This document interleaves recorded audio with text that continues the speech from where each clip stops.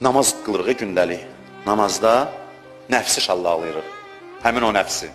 Namaz bunun üçündür. Nə ilə şallaqlayırıq nəfsi? Allahu Əkbərlə. Allahu Əkbər, yəni ən böyük Allahdır, sən otur yerində. Böyülənmə. Bu deməkdir, böyülənmə, özü onu deyirsən. Böyülənmə, cızığından çıxma. Yer otur yerində, böyük Allahdır.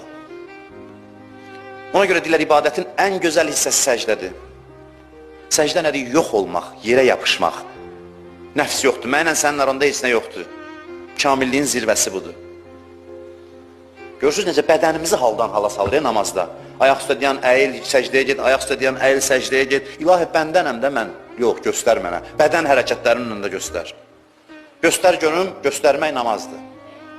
Görürsən, məndən əsər əlamət yoxdur. Əmr edirsən dayanım, əmr edirsən əyilim, əmr edirsən yerə yıxılım, qalxım. Bu əzəmət mənim belimi bükməlidir, yerə vurmalıdır. Bu nə üçündür? Mənə əzmək üçündür? Yox, maniyəni vurmaq üçündür. Görüşə mani olan pərdəni aradan aparmaq üçündür.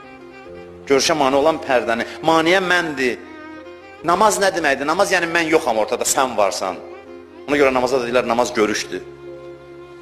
Namaz nəfslə mübarizənin zirvəsidir. Bu fəlsəfəni biz başa düşsək, bizim həyatımız nəfslə mübarizədən ibarət olacaq. Səhərdən axşama qədər.